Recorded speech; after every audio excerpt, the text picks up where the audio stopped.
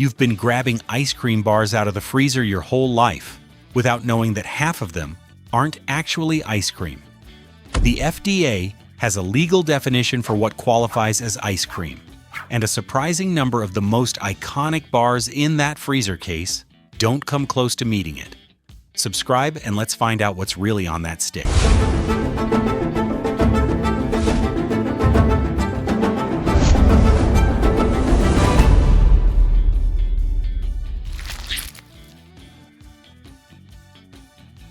There's a piece of education that unlocks the entire fake side of this list.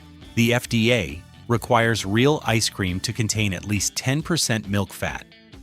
When a manufacturer drops below that threshold, replacing milk fat with cheaper vegetable oils, they can no longer legally call the product ice cream. So they call it frozen dairy dessert instead, print it in small type on the back of the package, and keep the same branding, the same imagery, and the same shelf placement as real ice cream. Most people never notice. Klondike is the most famous example. The "What would you do for a Klondike bar?"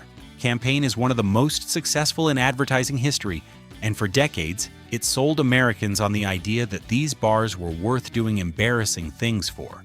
The bar inside the wrapper is frozen dairy dessert coated in compound chocolate, vegetable fat mixed with cocoa powder rather than real cocoa butter. The coating is thin, waxy, and sets with a soft snap that tells you immediately it's not real chocolate. The ice cream underneath is muted and flat because vegetable oil doesn't carry flavor the way milk fat does. Nestle Drumstick has the same problem dressed up in a cone. The ice cream in most drumstick varieties is frozen dairy dessert, the chocolate coating is compound, and the whole assembly is engineered to survive a 2-year freezer shelf life. The cone goes soft, the chocolate is waxy, and the nut topping is so minimal it's decorative. And then there's Creamsicle and Fudgesicle from the Popsicle brand, two American childhood icons that are now essentially frozen sugar water on a stick.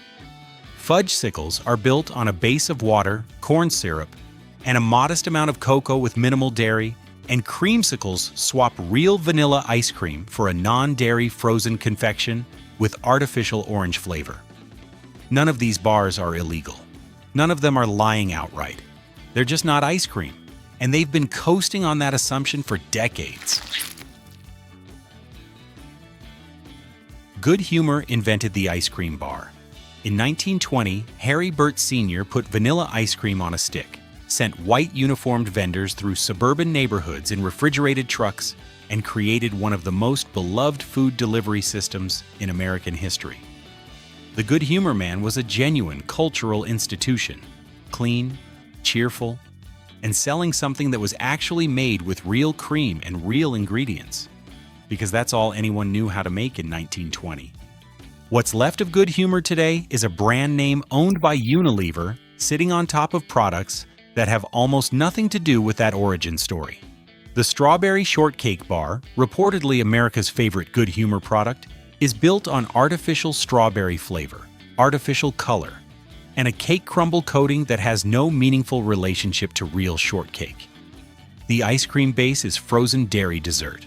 The strawberry taste is so faint that tasters consistently describe it as strawberry adjacent rather than strawberry. Mashed called it out directly, noting that the flavor doesn't commit to its own concept. The Toasted Almond Bar tells a similar story. Artificial almond flavor doing the work that real almonds should be doing, on a frozen dairy dessert base with a compound coating. The Good Humor Man would not recognize these products. The brand built its reputation on real cream and honest ingredients, and what Unilever has done with that legacy is exactly what happens when a corporation buys nostalgia and runs it through a cost optimization spreadsheet. These two bars come from opposite ends of the price shelf, but land in the same place. Ice cream built around a marketing angle instead of actual dairy quality. Breyer's Carb Smart is designed for people watching their carbs and sugar. That sounds responsible until you taste it. The low-carb formula requires artificial sweeteners and modified ingredients that leave a distinct chemical aftertaste most people notice on the very first bite. The texture is often the way diet ice cream almost always is. Icy, slightly gummy, never quite right. Breyers built its entire original reputation on 5 simple ingredients: cream, milk, sugar, eggs, and vanilla. Breyers ice cream, as well as the Carb Smart line, has almost nothing in common with that founding promise. It exists because a diet trend created a market, not because anyone figured out how to make a genuinely great ice cream bar with fewer carbs. Blue Ribbon Star Bars are at the true bottom, $6.48 for a 20-pack, with a chocolate coating so thin you can see the vanilla ice cream through it before you even take a bite.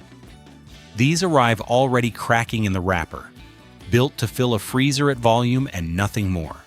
When a bar is falling apart before you unwrap it, you already know you chose to be a cheapskate. Magnum built its entire identity around being the sophisticated adult ice cream bar, the brand that elevated a kid's freezer staple into an aspirational indulgence. The thick Belgian chocolate coating, the sleek packaging, the European positioning, the ads featuring beautiful people biting into a bar with theatrical satisfaction. Magnum convinced a generation of consumers that this was the pinnacle of the ice cream bar category. The reality is more complicated. The core problem with Magnum is that the quality story changes dramatically depending on which bar you're buying. The premium limited edition lines and the double varieties use genuinely good chocolate with real cocoa butter and a quality ice cream base. But the mainstream retail lineup, the bars sitting in regular grocery freezers at $6 for a 6-pack, often uses compound chocolate on some varieties, and the ice cream base in certain products crosses into frozen dairy dessert territory. You're paying a premium price for a bar that may not deliver premium ingredients depending on which box you grabbed. The thickness of the coating and the boldness of the caramel in something like the double caramel earned Magnum's second place on Mashed's ranked list. And when Magnum is firing on all cylinders, that reputation is deserved. But a brand that charges premium prices should deliver premium ingredients consistently across every product, not just on the lines with extra marketing support. When you're paying Haagen-Dazs money for a bar, you shouldn't have to flip the package over and cross-reference the ingredient list to find out if today's Magnum is the real version or the compound chocolate version. That inconsistency is the reason Magnum sits here rather than on the real side of this list. Little Debbie has exactly one area of genuine expertise: shelf-stable snack cakes built on processed flour, sugar, and the kind of industrial fats that lets an individually wrapped cake sit in a gas station display for months without going stale. That's a legitimate skill set for a specific category. Ice cream is not that category, and Little Debbie's venture into the freezer section is the clearest proof of what happens when a brand chases a trend instead of sticking to what it actually knows how to do.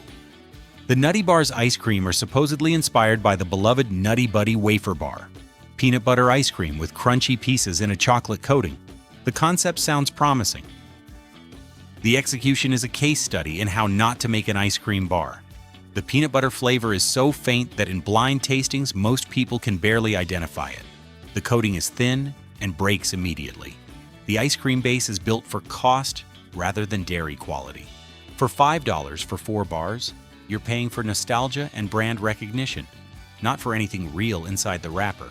The deeper issue is what this bar represents: a snack cake company treating the ice cream category as a line extension opportunity, rather than a craft that requires different knowledge, different ingredients, and different standards. Little Debbie makes the ice cream bars the same way it makes zebra cakes: minimize cost, maximize shelf appeal, and let the brand name do the heavy lifting. On a stick, that philosophy produces something that tastes exactly like what it is: a snack cake company's idea of ice cream. Every bar on the fake side shares one priority. The product was designed to last in a freezer shelf and be affordable. Flavor came last. Real ice cream bars work the opposite way. They start with cream, milk, eggs, and real chocolate, and everything else falls in line. Subscribe and let's see what that actually looks like. Good Pop started with a simple frustration. The frozen pop category was dominated by artificial flavors, artificial colors, and corn syrup bases that had very little to do with actual fruit or real dairy. Their answer was to rebuild the category from scratch. Real fruit, real cream where applicable, organic ingredients, and nothing artificial anywhere in the product. The chocolate fudge bars use real cocoa and real dairy without the corn syrup base that makes conventional fudgesicles taste flat and one-dimensional. The fruit pops use actual fruit puree instead of flavoring compounds, which is why they taste like the fruit they claim to be. Rather than a laboratory approximation, the ingredient lists read like something you'd find in a home kitchen, not a food manufacturing spec sheet. Good Pop is widely available at Whole Foods, Target, and Sprouts, which makes them genuinely accessible rather than a specialty item you have to hunt for. If you've been grabbing fudgesicles or creamsicles out of habit, this is the direct upgrade. Same concept. Real ingredients. Bluebell doesn't advertise the way national ice cream brands do. They don't have celebrity campaigns or Super Bowl spots or influencer partnerships. What they have is a 115-year-old creamery in Brenham, Texas, a genuinely loyal regional following, and a commitment to making ice cream the old-fashioned way. Real cream, real milk, real vanilla, and no shortcuts on the dairy base. The Crunch Bar is Bluebell doing what Bluebell does. Vanilla ice cream made with real cream, covered in a chocolate and crisped rice coating that delivers actual crunch instead of the waxy, thin shell experience you get from compound chocolate. The vanilla ice cream is notably creamy and fresh. You can taste the dairy rather than just sweetness. And the coating holds together the way a real chocolate coating should. At $6 for a 12 count, the value-to-quality ratio is almost embarrassing compared to what Klondike charges for frozen dairy dessert. The one caveat is distribution. Bluebell sells primarily in the South, Southeast, and parts of the Midwest, which means a chunk of the national audience may not have one nearby. But if you're in Bluebell territory, this is the everyday real ice cream bar that most people don't know they should be buying. In 1956, a Greek immigrant named Leo Stefan opened a candy shop on the south side of Chicago called Dove Candies and Ice Cream. His signature creation was a vanilla ice cream bar hand-dipped in real milk chocolate, thick enough to be genuinely indulgent, made with real dairy, and sold over the counter to neighborhood customers who came back for it specifically. That bar eventually became the Dove Bar as we know it today, now owned by Mars, and the remarkable thing is that the core integrity of what Leo Stefan made in 1956 is still largely intact. Dove Bar uses real milk chocolate, genuine cocoa butter, not compound chocolate, and the coating is thick enough that you get a real snap and a proper chocolate experience. Before you reach the ice cream underneath, the vanilla ice cream base is real ice cream, not frozen dairy dessert, made with cream and milk rather than vegetable oil substitutes. Mashed ranked it third overall in their ice cream bar comparison and specifically called out the coating thickness as the best in the category, noting that you're essentially eating the equivalent of 2 chocolate bars sandwiched around quality ice cream. At $5 for 3 bars, Dove sits at a price point that's honest for what it delivers. This is what Klondike should be. This is what Good Humor was before Unilever got involved. It's a real chocolate-covered ice cream bar built the way that category was always supposed to work. Biscoff cookies have one of the most unlikely American success stories in the food world.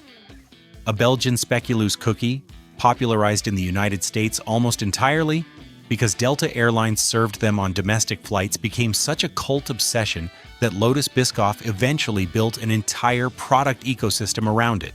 Cookie butter, spreads, and eventually an ice cream bar that mashed, ranked as the best store-bought ice cream bar available.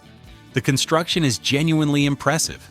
Real vanilla ice cream filled with Biscoff cookie pieces, dipped in Belgian chocolate, with a layer of Biscoff cookie butter between the chocolate coating and the ice cream.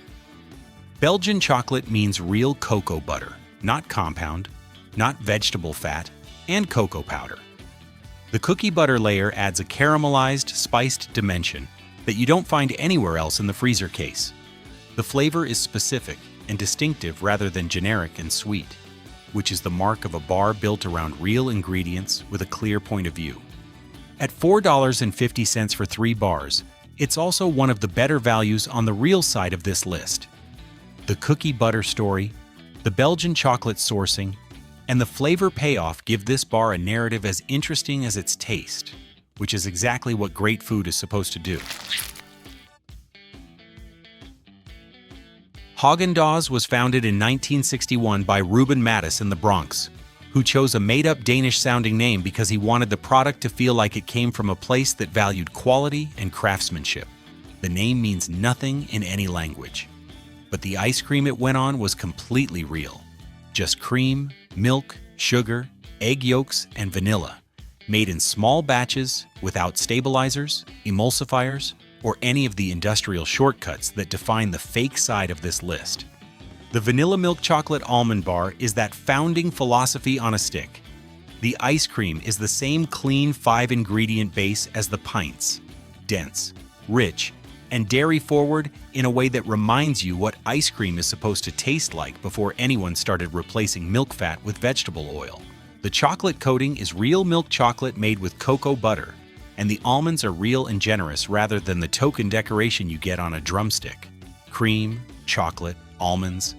3 things done right, nothing added to cut costs or hit a price point. In a freezer case full of frozen dairy desserts, compound chocolate coatings, artificial flavors, and snack cake brands playing dress-up, Haagen-Dazs is the bar that answers the question of what this category is capable of when nobody cuts corners. It's not the cheapest option on the real side, but it's the clearest proof that a mass-market ice cream bar can still be made exactly the way it should be. Flip every ice cream bar over before you buy it. If it says frozen dairy dessert, put it back. If the coating lists vegetable oil before cocoa, put it back. Real ice cream bars aren't hard to find. They're just buried under decades of nostalgia marketing from brands that quietly swapped real dairy for cheaper ingredients and hoped nobody would check. Now you know what to check for. Subscribe and tell us your go-to ice cream bar in the comments.